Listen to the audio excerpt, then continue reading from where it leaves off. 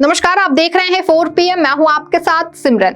पिछले करीब 1 महीने से चल रहे इजराइल और हमास के बीच युद्ध रुकने का नाम नहीं ले रहा है। इस युद्ध में लगातार बेगुनाह नागरिक मर रहे हैं। लोग अपना देश छोड़ने को मजबूर हैं। बच्चे से लेकर बूढ़े तक इस युद्ध का शिकार हो रहे हैं। चारों तरफ सिर्फ डर का माहौल है। इतना ही नहीं, इस युद्ध को लेकर कई देशों में राजनीति हो रही है। अगर बात करें भारत की, तो यहाँ भी खूब राजनीतिक रोटियां सेकी जा रही हैं।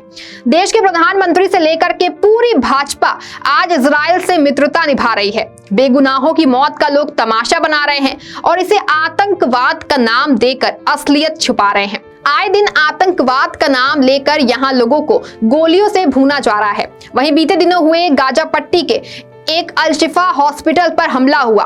इस हमले में कई बेगुनाहों को अपनी जान से हाथ धोना पड़ा। फिलिस्तीन ने इजराइल को हमले के लिए जिम्मेदार भी ठहराया, लेकिन इजराइल डिफेंस फोर्स ने आरोप को सिरे से खारिज कर दिया। हालांकि इसी मामले को लेकर के कांग्रेस महासचिव प्रियंका गांधी ने अब तीखा प्रहार किया है। दरअसल प्रियंका गांधी ने गाजा पट्टी में इजराइल सैन्य बलों IDF की कार्रवाई पर सवाल खड़ा किया है। इतना ही नहीं, कांग्रेस नेता ने इशारे में उन सरकारों पर भी हमला बोला है जिन्होंने गाजा पट्टी में इजरायली सैन्य बलों की कार्रवाई का समर्थन किया। प्रियंका गांधी ने ट्विटर पर एक पोस्ट साझा करते हुए गाजा पट्टी में बच्चों के हालात पर भी चिंता जताई। उन्होंने अपनी पोस्ट में लिखा कि कितनी निंदनीय और अपमानजनक घटना है। गाजा में 10,000 से अधिक लोग मारे गए, जिसमें से लगभग आधे बच्चे हैं। प्रियंका ने दावा किया कि हर 10 मिनट पर एक बच्चे की मौत हो रही है।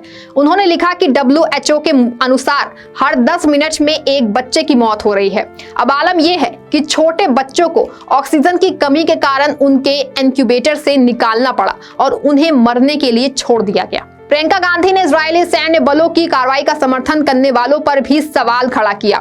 उन्होंने कहा कि गाजा में ऐसे हालात के बावजूद इस नरसंहार का समर्थन करने वालों की अंतरात्मा को कोई झटका नहीं लग रहा। कोई युद्ध विराम नहीं, बस अधिक बम, अधिक हिंसा, अधिक हत्याएं और अधिक दर्द। इस विनाश का समर्थन करने वाली सरकार को शर्म आनी चाहिए। ये कब पर्याप्त होगा? आपको बता दें कि बीते दिनों हुए अल शिफा हॉस्पिटल पर हमले के बाद काफी लोगों ने गाजा छोड़ दिया। गाजा के उत्तरी युद्ध क्षेत्र से जान बचाकर भाग रहे फलस्तीनी नागरिकों ने कहा कि गाजा शहर के मध्य में स्थिर शिफा हॉस्पिटल में शरण लिए हुए हजारों लोग रात भर हुए धमाके के बाद वहां से भाग गए। इजराइल हमास के बीच चल रहे युद्ध के बीच हॉस्पिटल में 80,000 लोग शरण लिए हुए थे। अस्पताल से भागे लोगों में से कुछ ने कहा कि इजराइल में सैकड़ों बुरी तरह से घायल मरीज और डॉक्टर ही रह रहे हैं। हमास शासित गाजा पट्टी के स्वास्थ्य मंत्रालय के अनुसार इजराइल हमास युद्ध में मरने वाले फलस्तीनी नागरिकों की संख्या 11,000 को पार कर गई है। वहीं इस हमले के बारे में अस्पताल कर्मियों ने बताया कि रात भर कई अस्पतालों में और उनके आसपास इजराइल की ओर से हमले किए गए। गाजा के चिकित्सा अधिकारियों ने इजराइल पर 4 अस्पतालों के पास हमला करने का आरोप लगाया। हालांकि इजराइल ने कहा कि कम से कम एक धमाका फिलिस्तीनी रॉकेट के असफल होने का नतीजा था। तेज होती लड़ाई के बीच गाजा सिटी के मुख्य अस्पताल अल शिफा के आसपास से लोगों को दक्षिण की ओर पलायन करने को मजबूर होना पड़ा। इजराइल ने निकासी के लिए एक सुरक्षित गलियारा खोलने की घोषणा की थी।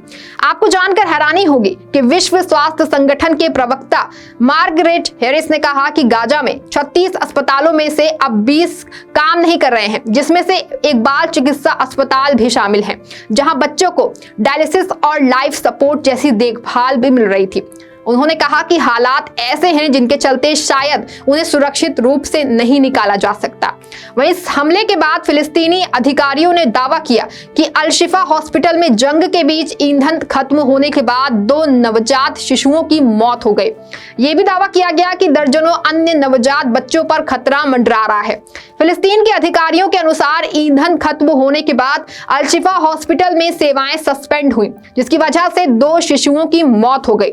घेब्रेयेसस ने सोशल मीडिया प्लेटफॉर्म एक्स पर कहा, गाजा के अल शिफा हॉस्पिटल में बार-बार हमलों का सामना करने की भयावह रिपोर्ट के बीच WHO ने अपने केंद्र बिंदु से संपर्क खो दिया है। ऐसी खबरें हैं कि अस्पताल से भागने वालों में से कुछ को गोली मार दी गई, घायल कर दिया गया या फिर मार दिया गया। उन्होंने कहा कि नवीनतम रिपोर्ट के अनुसार यह सुविधा टैंकों से घिरी हुई थी।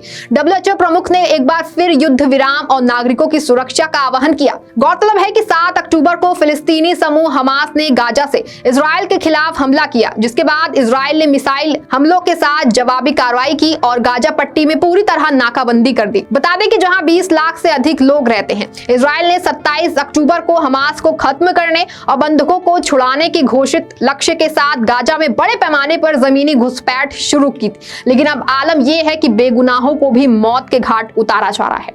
जो बच जा रहे हैं वो लोग अपना शहर, अपना देश छोड़कर जा रहे हैं। इस आतंक से अब तक लाखों लोगों ने अपना घर छोड़ दिया है और ना जाने कितने घर तबाह हो गए हैं, बर्बाद हो चुके हैं।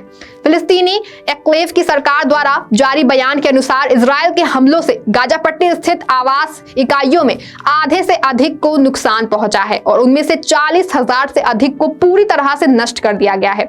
बयान में कहा गया कि गाजा में 50% से अधिक आवास इकाइयां इजराइल के हवाई हमलों और गोलीबारी में क्षतिग्रस्त हो गई। 40,000 से अधिक आवास इकाइयां पूरी तरह से नष्ट हो गई। इतना सब कुछ होने के बावजूद भी युद्ध पर विराम लगने का कोई रास्ता नजर नहीं आ रहा है। इस खबर में आपके लिए बस इतना ही। आप देखते रहें 4PM। धन्यवाद।